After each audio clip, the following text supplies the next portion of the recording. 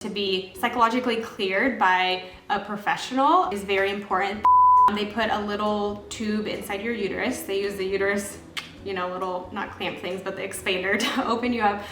Your partner will also have to do a blood draw, and they just check for infectious disease, STDs, any drug use. What is up, guys, and welcome back to my channel. Today I'm going to talk about the process of surrogacy. So in past episodes I've talked about the requirements to become a surrogate, which you can go tune into that because it's very important to see if you qualify to become a surrogate based off of your age, your BMI, if you're on medication or anything like that. So go check that out. And also I did a recap on how to become a surrogate, whether you become a surrogate independently and you meet someone, whether it's a friend or a family member, or you become a surrogate through an agency, kind of like what that process looks like. So once you find out that you meet the requirements to become a surrogate and you've started the process to become a surrogate, now I want to talk about what the process of surrogacy as a whole looks like. That way, if you're wanting to see kind of like surrogacy journey in a nutshell, or like looking at it as a whole, this is kind of what you can expect. All right, to start out in talking about the matching process, because at that point you are an aspiring surrogate or you are a surrogate ready to match with intended parents.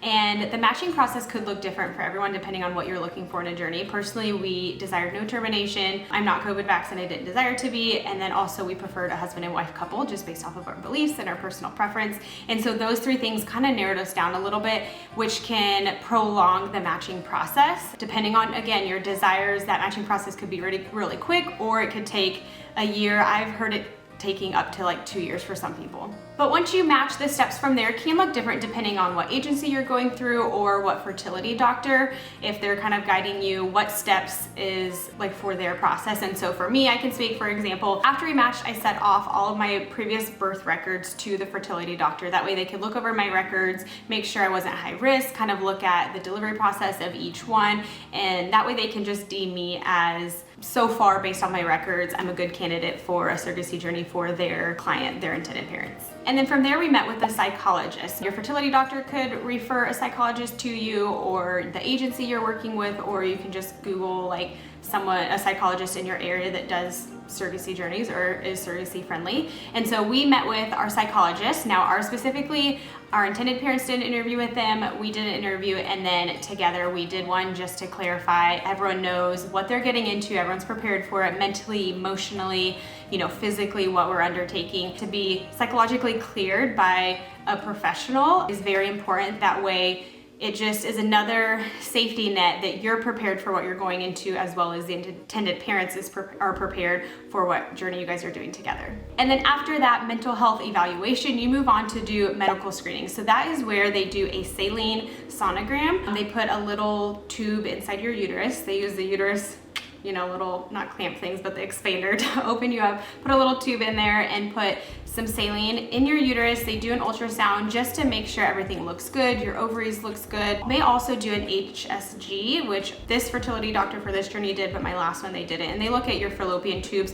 not necessarily important for a surrogacy journey, especially as a gestational carrier where my tubes and ovaries aren't being used. But when they do the saline sonogram, they want to look at ovaries and make sure you don't have any cysts or anything that would keep you or prevent you from becoming a surrogate. At this point, you will also do a blood draw, which is my least favorite thing. I want to say it was like 8 vials of blood. Your partner will also have to do a blood draw, and they just check for infectious disease, STDs, any drug use. So something very important, but not fun. And once you have been medically cleared by the fertility doctor, you are ready to go for contracts. Now, I did a whole episode on contracts, what they entail, so you need to go check that out. I share what to include in your contracts, what the process looks like, and then a little bit of behind the scenes on our journey through contracts.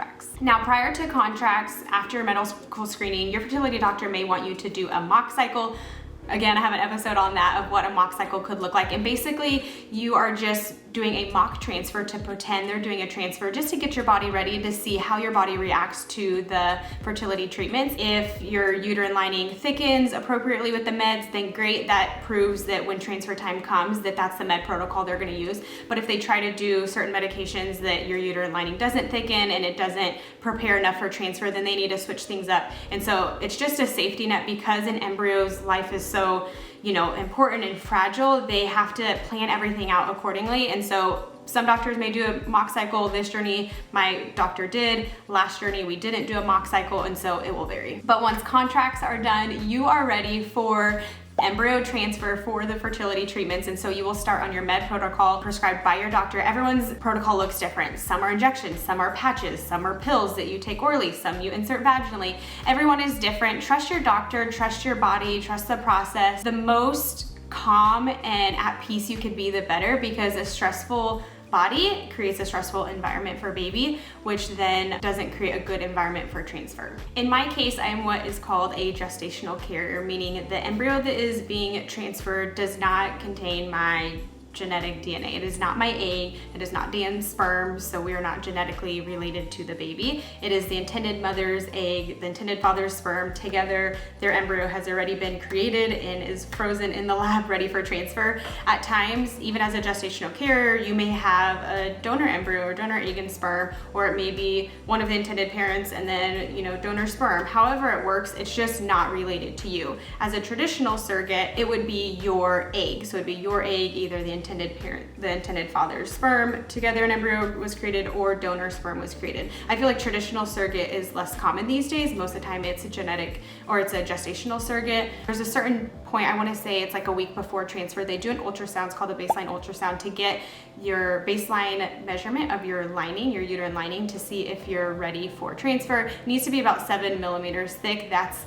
like the optimal for it. I think optimal actually is like 8.25 or something, but 7 is kind of that base for what doctors will transfer in. If it's not, they may bump you back a week and have you continue estrogen, or they may cancel the mid cycle and start again, because they just want your body to be completely ready. And so once that baseline is on point, your uterine lining is on point and ready, then you will start your PIO injection. So that is progesterone and oil injections in the rear, usually the outside quadrant, and you alternate each sides.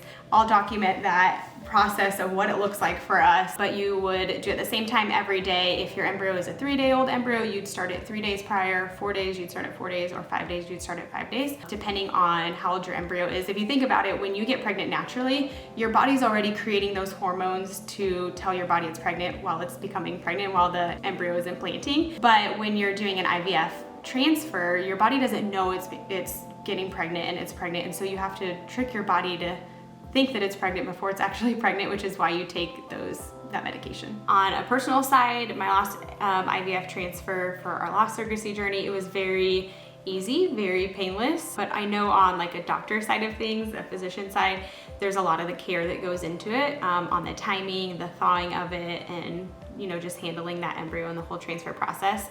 But with starting and preparing for transfer, you do your estrogen and your progesterone and oil shots, and then you do another, so you have a baseline ultrasound a week prior. For mine, I had another ultrasound, I want to say 2 days before transfer, just again to check that lining. And then when it comes to time to transfer, you get dressed in the gown. I lay down on the bed. They used another expander to open up my cervix, and they insert a catheter into your uterus, and then another catheter that they suck up the embryo with, and then that catheter goes inside the other catheter to insert the embryo into the uterus. Now, it's not turkey baster method at home. No one is hooking up with anybody at their house. This is legit in a doctor's office.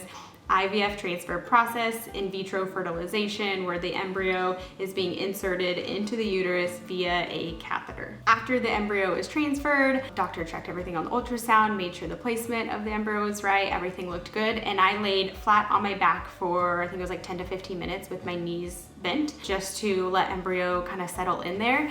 Now, post-transfer protocol is different for every doctor. Sometimes they put you on bed rest, but there's actually studies that show that that's not good, because you want blood flow to the uterus. So again, talk with your doctor, consult your doctor, kind of figure out what is best for you guys. Our doctor didn't give us any restrictions as far as walking around, moving around. You can't lift weights, you can't have sex, you can't work out, you can't do anything strenuous, but just live your normal life without like going overboard, basically. But for our last one, we walked around New York for 3 hours and definitely had a little bit of cramping there. I don't know if it would have been implantation cramping that early on, but it was, I felt something probably just from like the procedures, just some post cramp from the procedure. But yeah, we walked around, and then I want to say it was 2 days after I started feeling real crampy, which is known as implantation cramping. That's good, that's what you want to feel. Everyone's symptoms are different, so I'm explaining to you what mine was and what I felt. Also on that 3 to 4 day mark, my boobs were sore, which is in line with what symptoms I get for my pregnancies. So that was like a good sign, or like telltale sign for me to know, oh, like that's really good news. So at this point, like 4 days post-transfer, 5 days post-transfer, sometimes people will take at-home pregnancy tests, talk with your intended parents, see if that's something you guys want to do, if they want to know. A lot of times it could be a really emotional process. Some are really excited and, you know, want to know, and some are really scared and nervous and don't want to know. And so talk with them, see if they are comfortable with you doing it, or if they want to have you hold off, or if they want to do it together and have you guys look at the results together, or if they just want you to tell them, just so that you know what they're comfortable with and how they want to be involved. Then it's the 2-week wait. So from the point of transfer, it's about 2 weeks. I want to say ours was 9 days where we had our beta blood draw, where they check your HCG levels. Number wise, I want to say it needs to be, or you want it to be over 100. It's just a good sign. But I've heard of numbers being 50 and it still turns into a great pregnancy and, you know, viable and healthy baby. So everyone's numbers are different. Don't get nervous if yours are lower than that. Talk with your doctor, figure out, you know, what range you want to be in. But mine was, I don't know. You have to go watch my other videos. I want to say it was like 102 or 177. I can't remember. So you do a blood draw, and then 2 days later, you'll do another one, and 2 days later, you do another one. You want it to grow, meaning that the embryo is splitting and expanding and growing and implanting, and so you want those numbers to continue to climb. Throughout this time, you keep in touch with your intended parents. You're still with the fertility doctor and reporting to them. And then once you get to that like 6 to 8 week time, you would do your first ultrasound with your OBGYN, and your doctor, it's a doctor that you pick that's in your state, because you will meet with your doctor and deliver locally, because no one wants to travel when they're pregnant to go deliver in a different state with a different doctor they don't know. So you deliver locally at your hospital with your OB. And at that 6 to 8 week mark, you will graduate from your fertility doctor and be solely with your OBGYN. And you have your heartbeat ultrasound. Sometimes intended parents will travel into town for it, or will Zoom call in, or you just kind of send results. Journeys vary, and so it will depend on what everyone's comfortable with. And you continue on taking your progesterone shots, usually till about 12 weeks. Your symptoms will vary. So even if you didn't have morning sickness with your own kiddos, you may with your surrogate journey. I did not have morning sickness with our kids, but I did with surrogate journey, with Surro Baby. And I think it was solely due to just being on the medication. That just caused me to not feel well. And then also I had COVID. So it was just not a fun like 6 to 10 weeks for me, or the 6 week mark to 10 week mark was just not fun. The symptoms will vary. It doesn't matter if it's your baby or not. Sometimes it'll be the same, sometimes it won't. And then from about 12 weeks all the way through, I want to say like 34, maybe 36 weeks. For me, it was a pretty normal pregnancy because I didn't have the medication anymore.